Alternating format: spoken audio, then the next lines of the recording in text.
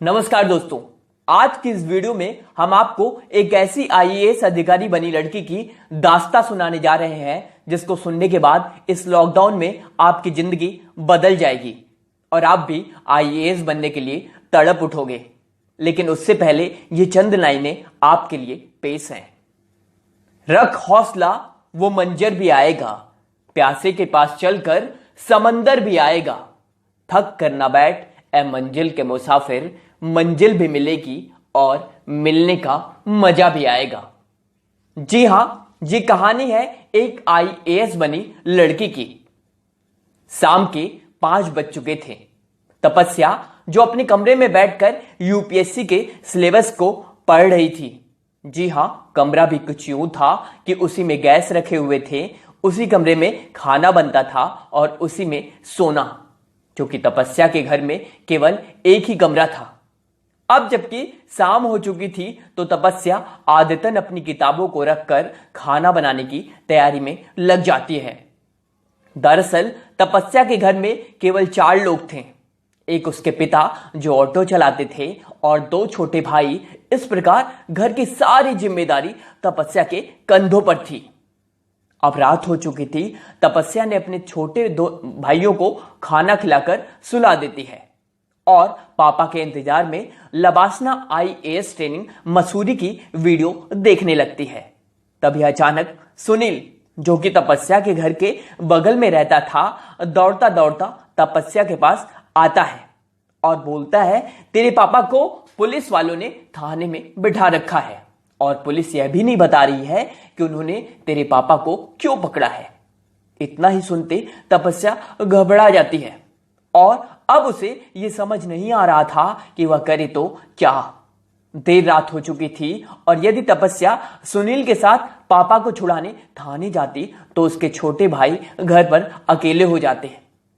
तपस्या ने दिल पर पत्थर रखकर भाइयों को कमरे में लॉक कर सुनील के साथ थाने जाने को तैयार हो जाती है।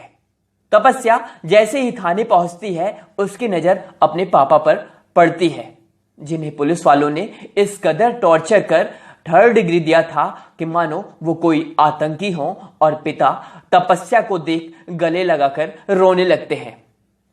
तपस्या सुनील के साथ झट ही थानेदार साहब के पास पहुंचती है और पूछती है कि आखिरकार उसके पापा ने किया क्या है और उन्हें इतना क्यों मारा गया है।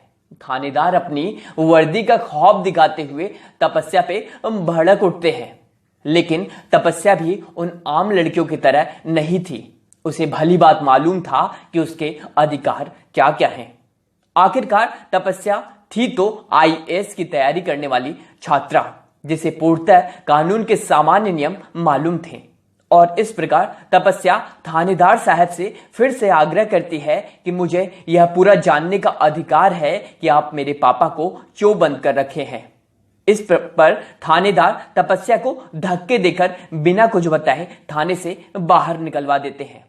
तपस्या को कुछ समझ नहीं आ रहा था और वहां कोई यह बताने को तैयार भी नहीं था कि वे उसके पिता को क्यों लेकर आए हैं। तपस्या रोते रोते घर चली आती है। रात बीत जाती है और फिर सुबह ही आईएएस की तैयारी करने वाली तपस्या अपने अधिकारों के सहारे अपने में हिम्मत लाकर थाने पहुंचती है। और तपस्या ने अब यह तय कर लिया था कि वह यह जानकर रहेगी कि उसके पिता को पुलिस बिना किसी अपराध के कैसे कैद कर सकती है। तपस्या बिना डरे तेजी से थानेदार के पास जा पहुंचती है और बोलती है कि 15 घंटे से अधिक हो चुके हैं, आपने बिना कोई एफआईआर या प्राथमिकी दर्ज किए बिना मेरे पिता को किस आधार पर अपने कस्टडी में रख सकते हैं। थानेदार के कानों में तपस्या की यह बात पहुंचते ही खलबली मच जाती है और अब तपस्या यहां भी नहीं रुकती, बल्कि वह थानेदार को यह भी बताती है कि आप जैसे पुलिस वालों का यह उत्तरदायित्व बनता है कि आप अपराधी को पकड़कर उसे उसके किए गए अपराध की जानकारी दें और अपराधी पर एफआईआर दर्ज करने के 24 घंटे के अंदर जिला मजिस्ट्रेट के सामने पेश करें। तपस्या की यह बात सुनते ही थानेदार गुस्से से लाल हो जाते हैं और तपस्या को आईपीसी की धाराओं की पावर दिखाकर हड़काने की कोशिश करते हैं। तपस्या यह जान चुकी थी कि थानेदार अपनी पावर का गलत इस्तेमाल कर उसके पापा और उसे फंसा सकता है। अब आईएएस की तैयारी करने वाली तपस्या हल्की पड़ गई। तभी तपस्या को उसी थाने के एक भले आदमी ने यह बताया कि दरअसल तुम्हारे पापा ने कुछ भी नहीं किया है, कोई अपराध नहीं किया है। उसने बताया कि थानेदार तुम्हारे पापा को सिर्फ इसलिए पकड़ा है क्योंकि पिछले महीने विधायक जी की रैलियों में तुम्हारे पापा की गाड़ी विधायक जी के कुछ लोग ले जाना चाहते थे, लेकिन तुम्हारे पापा ने मना कर दिया था।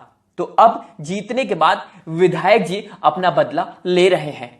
ये सुनते ही तपस्या जमीन पर गिर जाती है और सोचती है कि इतनी छोटी बात के लिए कोई कैसे पुलिस का गलत इस्तेमाल कर सकता है। उस भले आदमी ने तपस्या को यह भी बताया कि थानेदार ने अभी तुम्हारे पापा के खिलाफ कोई मुकदमा या एफआईआर दर्ज नहीं किया है। यदि थानेदार को 15,000 रुपए लाकर दे दो तो वह तुम्हारे पापा को छोड़ देगा। अब तपस्या परेशान हो गई और सुनील के साथ घर जाकर 15,000 का इंतजाम करने लगती है। तपस्या अपनी सेविंग के सारे पैसे निकाल लेती है जो उसने आईएएस परीक्षा के टेस्ट सीरीज के लिए रखे थे और वह झट से थाने पहुंच जाती है और थानेदार साहब के एक करीबी की मदद से थानेदार साहब तक 15,000 रुपए पहुंचा देती है और थानेदार तपस्या के पिता को वार्निंग देकर छोड़ देता है। 32 घंटे बिना अपराध किए पुलिस कस्टडी में रहे तपस्या के पिता घर आ जाते हैं, लेकिन तपस्या यह समझ गई थी कि उसने अपनी जिंदगी का पहला अपराध कर दिया है, वो भी पुलिस थानेदार को रिश्वत देकर। वह बार बार रोती रही कि आखिरकार यूपीएससी की तैयारी में जो कायदे कानून अधिकार संविधान हम पढ़ते हैं क्या उसका कोई महत्व नहीं। यह सोच तपस्या खूब रोती है और ठान लेती है कि एक आदर्श कानून व्यवस्था बनाने के लिए वह आईपीएस बनेगी। उस घूसखोर थानेदार ने तपस्या की जिंदगी को एक अलग दिशा दे दी थी। अब तपस्या यूपीएससी की तैयारी में जोरों से लग जाती है। उसने अपने पिता को यह भरोसा दिलाया कि पापा आपके खोए हुए सम्मान को मुझे वापस लाना ही है। पिता को यह थोड़ा भी नहीं मालूम था कि आईएएस आईपीएस बनते कैसे हैं, लेकिन इंटरनेट के इस युग में उनकी बेटी तपस्या को सब कुछ पता था कि तैयारी कैसे करनी है। तपस्या इंटरनेट को अपना गुरु बना लेती है और लगातार 6 महीने खुद से तैयारी करती है और खुद को तपस्वी साधु की तरह तैयारी में झोंक देती है। सब कुछ अच्छा चल रहा था, लेकिन एक चीज जो बार बार तपस्या को डराती वह थी कि वह अपने लिखे हुए उत्तर को किससे चेक करवाए, क्योंकि टेस्ट सीरीज के लिए बचाए हुए पैसे तपस्या ने पापा को छुड़ाने के लिए थानेदार को दे दिए थे और पापा के पास भी उतना पैसा नहीं था कि वह दे सके। ऐसे में तपस्या ने टॉपर्स की कॉपी को लगातार बार बार देखा और उनकी कॉपियों को देखकर अपनी गलती सुधारी और इस तरह से बिना किसी टेस्ट सीरीज को ज्वाइन किए तपस्या यूपीएससी की परीक्षा देती है और एग्जाम में तपस्या की तपस्या रंग लाती है और वह पहले ही प्रयास में यूपीएससी में 38वीं रैंक लाकर इतिहास रच देती है। तपस्या की रैंक इतनी अच्छी थी कि उसे आईएएस की सर्विस आसानी से मिल सकती थी, लेकिन तपस्या ने फॉर्म भरते वक्त अपनी पहली वरीयता या फिर अपनी पहली पसंद आईपीएस भरी थी। अब तपस्या आईपीएस तपस्या हो चुकी है और जिस थानेदार के कारण तपस्या ने अपनी पहली वरीयता आईपीएस दी थी, ऐसे सैकड़ों थानेदार तपस्या के नीचे काम करते हैं, क्योंकि तपस्या उन थानेदारों की पुलिस कप्तान बन चुकी है और जिस भी जिले में तपस्या बतौर पुलिस कप्तान जाती है वहां की कानून व्यवस्था का कायापलट कर देती है।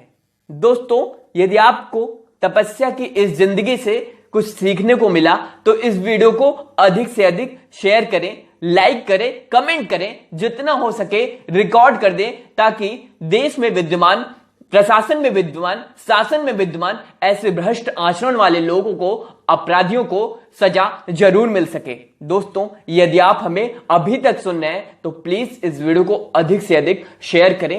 एक रिक्वेस्ट है आपसे कि इस वीडियो को अधिक से अधिक शेयर करें। बार बार मैं बोल रहा हूं, यदि आप हमें अभी तक सुन रहे हैं तो इस वीडियो को इतना शेयर करें, लाइक करें, कमेंट करें कि एक रिकॉर्ड बन जाए। दोस्तों, यदि आप हमें अभी तक सुन रहे हैं और हमें जिस भी प्लेटफॉर्म पे सुनना है, यदि आप हमें अभी फेसबुक से सुन रहे हैं तो फेसबुक से डिफरेंट प्लेटफॉर्म पे आप शेयर करें, और यदि आप हमें अभी यूट्यूब पे सुन रहे हैं तो यूट्यूब से भी डिफरेंट प्लेटफॉर्म पे शेयर करें, ताकि एक क्रांति आ जाए और इस तरह के भ्रष्टाचारी अपराधी, इस तरह से भ्रष्टाचारी अफसर समाज में जो विद्यमान है उन पर लगाम लगाया जा सके।